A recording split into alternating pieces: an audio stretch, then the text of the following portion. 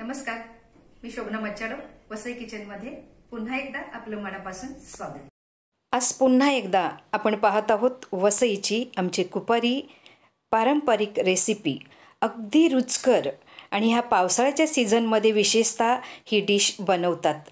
खूप छान चविष्ट आणि तेवढीच साधी सोपी सरळ, अगदी कमीत कमी मसाले आणि कमीत कमी साहित्यामध्ये तयार होणारी ही रेसिपी आहे। तर चला पाहूया आजचा सुक्का जवळा कढईमध्ये कसा बनवायचा आणि त्याच्याबरोबर हे कालवण। डिसेंबर जानेवारीमध्ये सुक्के मासली जेव्हा भरतो तेव्हा मी हा जवळा घेतलेला आणि त्यासाठी हा एक बाउल जवळा घेतलेला आहे। सुक्का जवळा आहे। 4 मोठे कांदे बारीक चिरून घेतलेले आहेत। एक छोटा बटाटा अगदी बारीक चिरून घ्यायचा आहे। हे पहा, एकदम बारीक चिरायचं आहे। आणि हे आलं लसूण आणि मिरचीची पेस्ट घेतलेली आहे। मिरची जास्त घ्यायची आहे।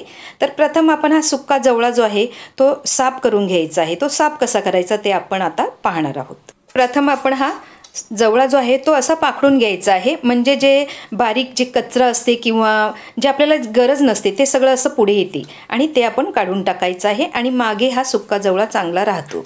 तर त्यानंतर हे पहा, त्यामध्ये अशी मासली असते, छोटी छोटी मासली किंवा एखादं काळं कलरचं रंगाचं कचरं वगैरे असते, तर ते सगळं साफ करून घ्यायचं आहे।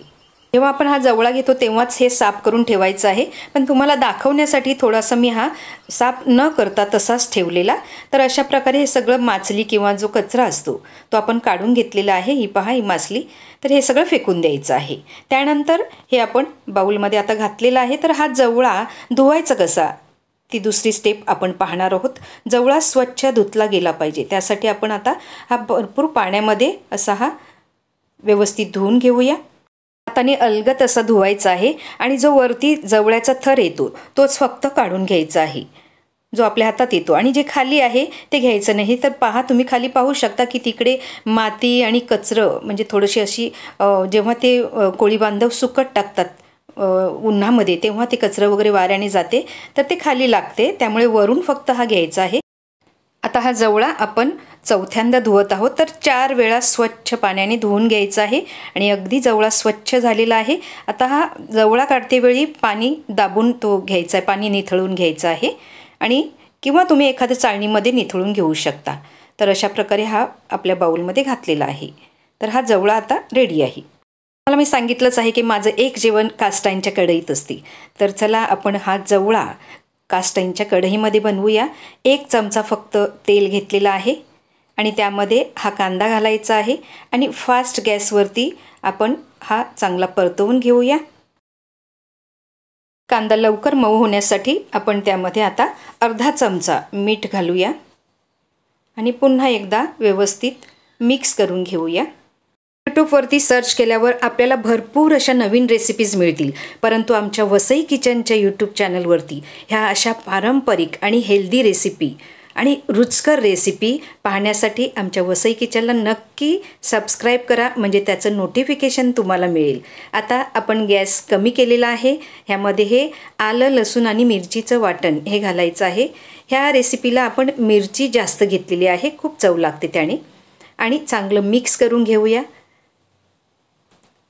कांदा आता व्यवस्थित रंग आलेला आहे, लालसर झालेला आहे। त्यामध्ये 1 टीस्पून बॉटल मसाला, अर्धा टीस्पून हळद पावडर घालून पुन्हा एकदा मिक्स करून घेऊया।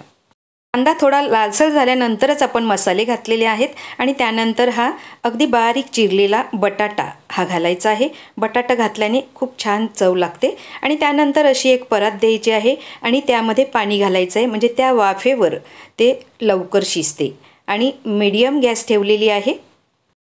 आता 2 मिनटं झालेली आहेत। आपण हे परत बाजूला करून थोडंसं मिक्स करून घेऊया। तर हे खाली लागू शकते, त्यासाठी अगदी थोडंसं पाणी घालायचं आहे, 2 चमचे किंवा 3 चमचे पाणी घालून पुन्हा एकदा झाकण ठेवायचं आहे। आणि ह्या परातीमध्ये तुम्ही पाणी कमी वाटला तर त्यामध्ये पाणी ओतून ठेवायचं आहे, म्हणजे हे पहा, जे वाफेचं पाणी आहे ते त्यामध्ये पडते आणि ते शिजायला मदत होते।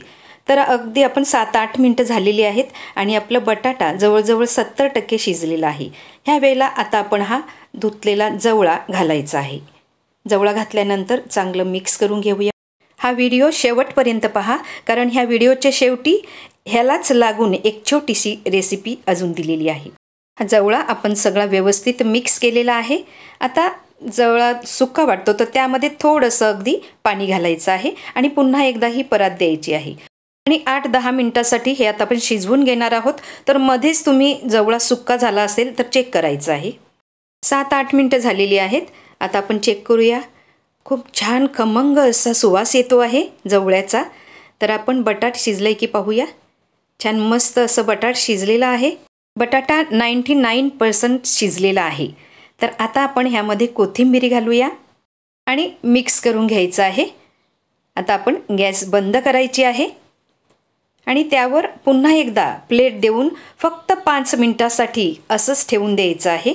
म्हणजे मी सांगितलं की 99% शिजलं पाहिजे. जे 1% राहिलं आहे बटाटा, ती ही कढई, बिडाची कढई खूप गरम असते, त्यामध्ये ते शिजून जाते. बटाटा एकदम मऊ होईपर्यंत हा जवळा शिजवून घ्यायचा.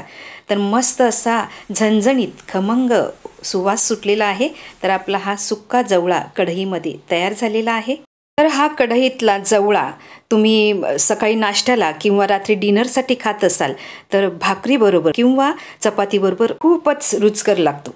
आणि हा जवळा तुम्ही भाताबरोबर खात असाल तर त्यासाठी अजून एक रेसिपी आहे. ह्याला आम्ही साधं कालवण असं म्हणतो. तर ही चिंच घेतलेली आहे थोडीशी लिंबा एवढी आणि ती चांगली मिक्स करून घेतलेली आहे. त्यासाठी वाटण लागेल मिरची, आलं आणि लसूण. तर हे चांगलं वाटण करून घेतलेलं आहे. तर ही चिंच मिक्स करून घेतलेली आहे. त्यानंतर ती चिंच काढून टाकायची आहे. त्यामध्ये हा चिंचेचं कोळ घातलेला आहे पातेल्यामध्ये. अगदी साधी रेसिपी आहे, त्यामुळे त्याला साधं कालवण असं आम्ही म्हणतो. आंबट वगैरे किती कमी जास्त आहे ते चेक करायचं आहे. त्याचप्रमाणे ह्यामध्ये मीठ असते, तर मीठ किती ते सुद्धा चेक करायचं आहे. अगदी थोडंसं मीठ घातलेलं आहे. चिमूटभर हळद घालायची आहे आणि हे आपण वाटण बनवलेलं आहे ते घालायचं आहे. मिरची जरा जास्त घ्यायची आहे आणि कोथिंबीर घालायची आहे. कालवणचं पातेलं अजून मी गॅसवर ठेवलेलं नाही, तर इथे सगळं मिक्स करून त्यानंतर आता मी गॅसवर ठेवलेलं आहे. तर आता आपण ह्याला एक उकळी घ्यायची आहे. खूप पूर्वी आमच्या वाडवडिलांच्या वेळेला घरी चिंचेचं झाड आणि घरीच पिकवलेले म्हणजे घरचेच तांदूळ, तर तांदूळ आणि म्हणजे भात आणि हे कालवण ह्यानेच ते जेवायचे. पण एवढं रुचकर लागायचं हे कालवण. तर हे कालवण तुम्ही नक्की बनवून पहा. तर आपली उकळी आलेली आहे, कालवण रेडी झालेलं आहे आणि हा गरमागरम वाफाळता भात आणि त्यावर हा सुक्का जवळा कढईतला आणि वरून असं हे कालवण घालायचं आहे. खूप रुचकर लागते. नक्की तुम्ही ही रेसिपी बनवा. तुम्हाला नक्की आवडेल, मला खात्री आहे. आमची वसईची पारंपरिक रेसिपी तुम्हाला आवडली असेल तर लाईक करा, मित्रमैत्रिणींना हा व्हिडिओ शेअर करा आणि अजून सबस्क्राईब केलं नसेल तर सबस्क्राईब करून बेल आयकन प्रेस करा. आमचा व्हिडिओ पाहिल्याबद्दल खूप खूप धन्यवाद.